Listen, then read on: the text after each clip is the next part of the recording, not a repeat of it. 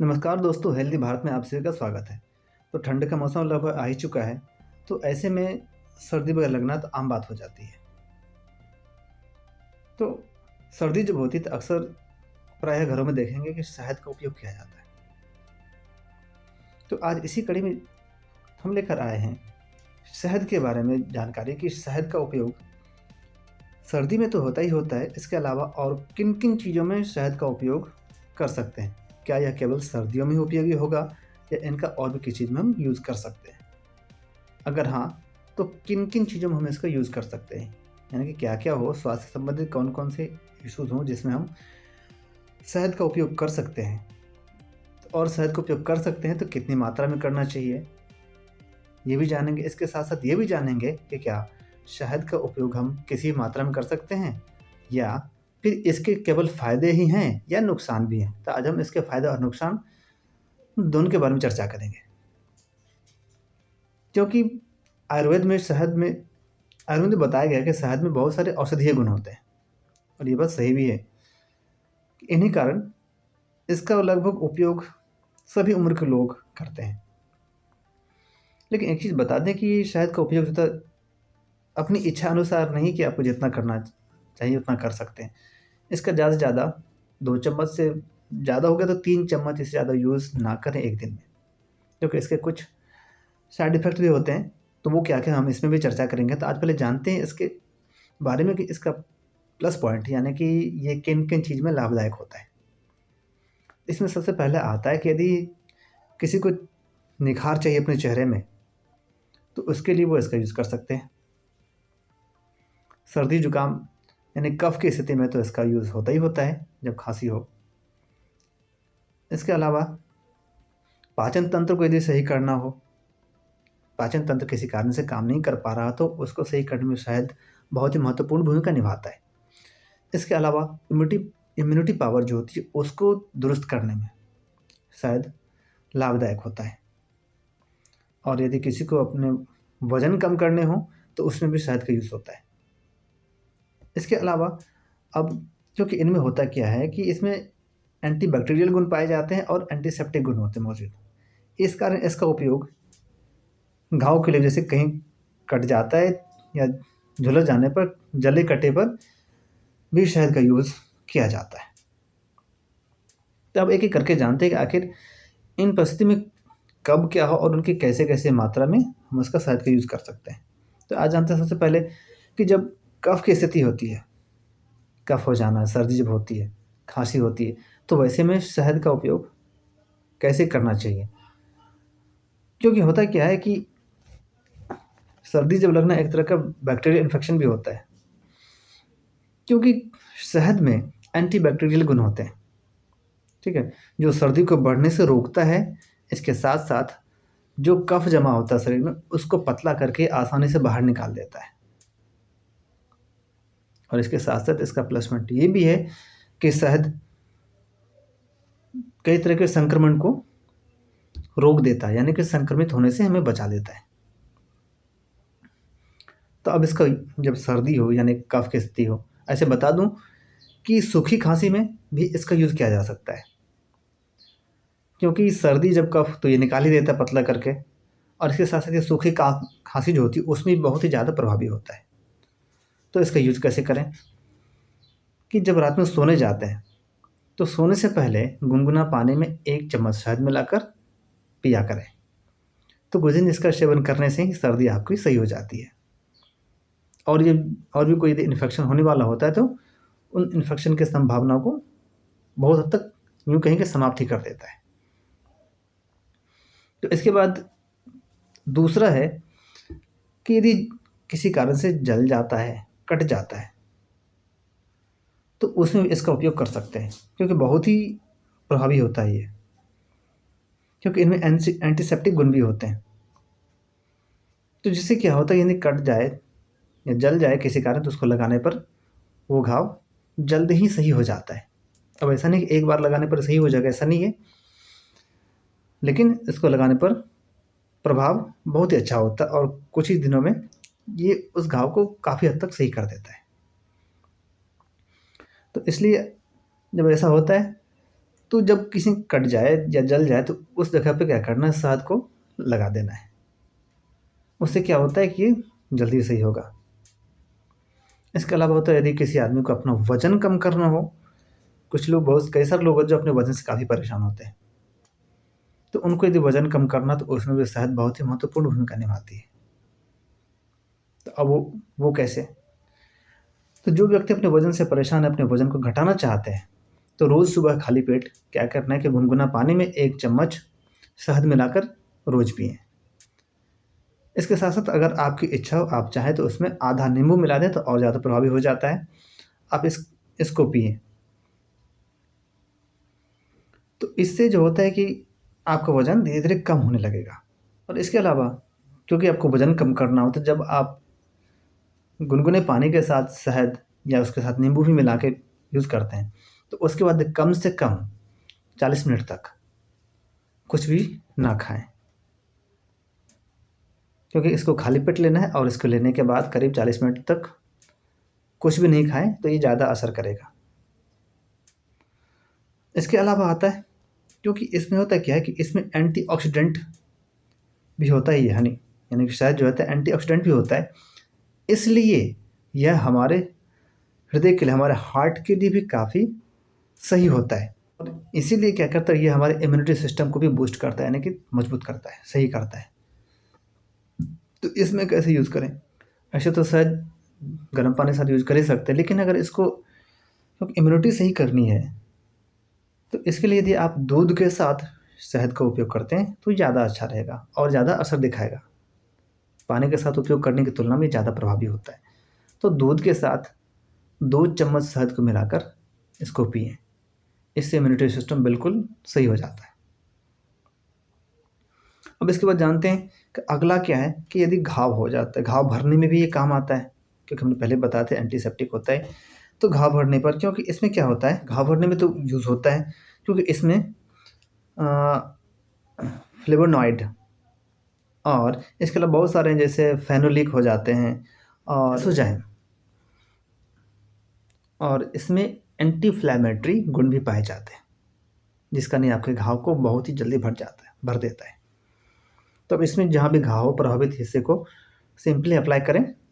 इससे ही आपका घाव, यदि बड़ा घाव तो जल्दी भर जाता है।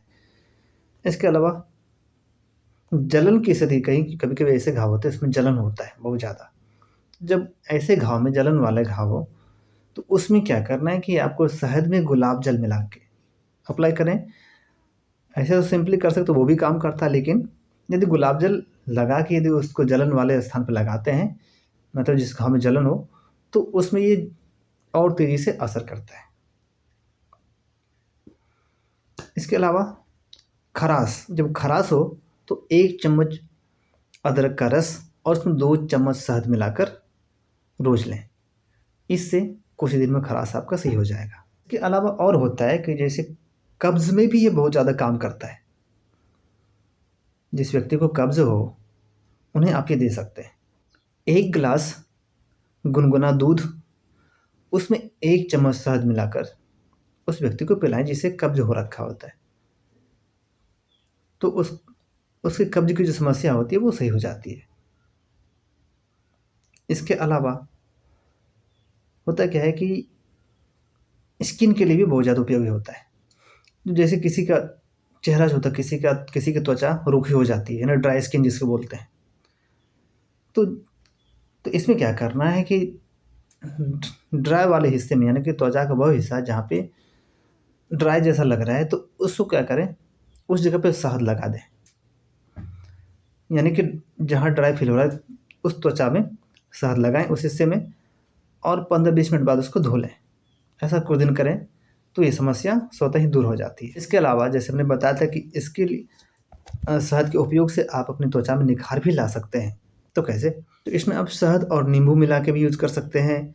दूध और शहद मिला के अपने चेहरे पर लगा सकते हैं। फिर केला और शहद, इसे मिला सकते हैं। इन सब का क्या करना है कि फेस पैक बना लें।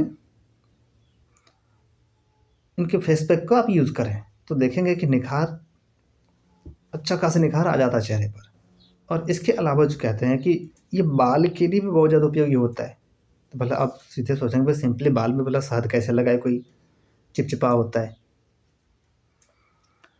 तो इसके लिए भी कंडीशन है कि जब बाल में 3 कंडीशन में अलग अलग चीज़ें लगाई जाती है कि जब बाल को पोषण नहीं मिल पाता, उस पोषण की भरपाई के लिए क्या करना है कि आपको दही और शहद को मिलाकर बाल में लगाना है। बाल में लगाएं, कुछ देर रखें और उसको धो दें, तो इससे बाल को भरपूर पोषण मिलता है।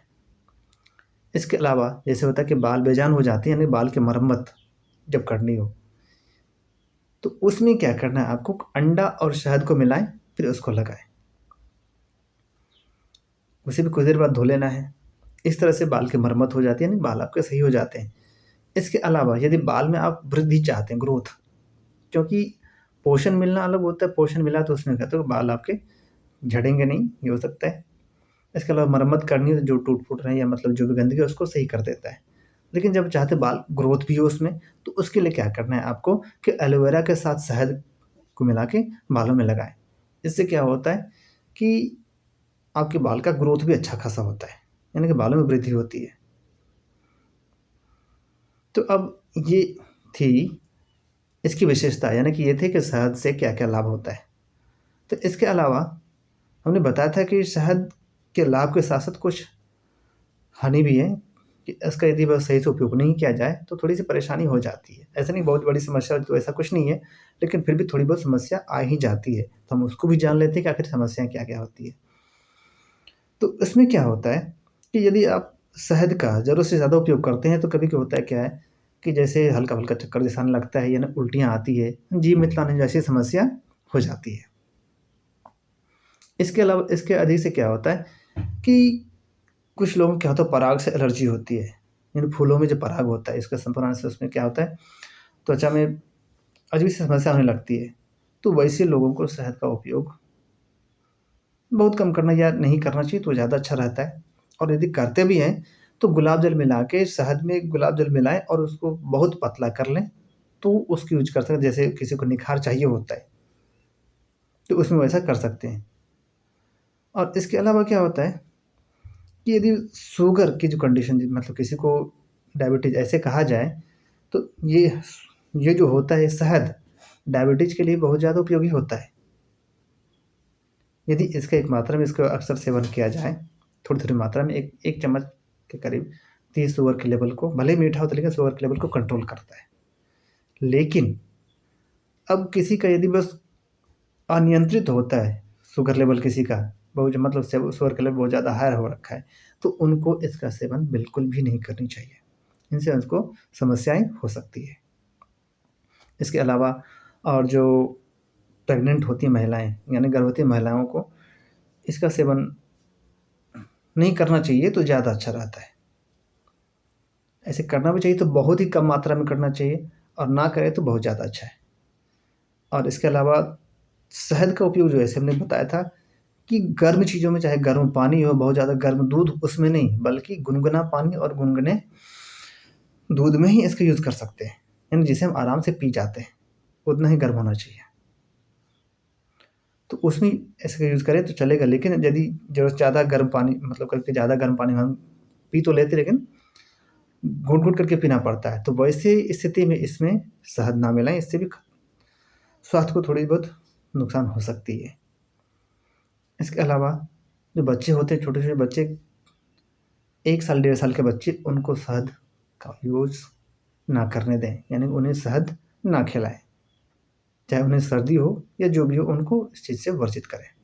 लेकिन अब सवाल आता है जाते जाते एक चीज़ कि शहद का इतना सारा उपयोग है और ये कुछ इतने फ़ायदे हैं और इनके थोड़े बहुत नुकसान भी हैं, लेकिन ये सभी फ़ायदे तभी होंगे जब आपका शहद असली होगा। तो अब शहद असली कैसे हो, तो सिंपली कहा जाता है कि यदि शहद जब असली हो तो उसकी यह पहचान होती है कि जब आप असली शहद को पानी में घोलेंगे तो वो जल्दी नहीं घुलेगा, उसको घोलने के थोड़ा ज़्यादा टाइम लगेगा, ज़्यादा मिलाना पड़ेगा तो वो घुलता है पानी में, नॉर्मली वो नहीं घुलता। लेकिन जो मिलावट वाले शहद होते हैं उसको पानी में घोल ये वो जल्दी घुल जाता है। तो इस तरह से, और उसको कई तरह के होते हैं मतलब परखने के, तो इस तरह से आप शहद का उपयोग कर सकते हैं। तो आज की कड़ी में इतना ही।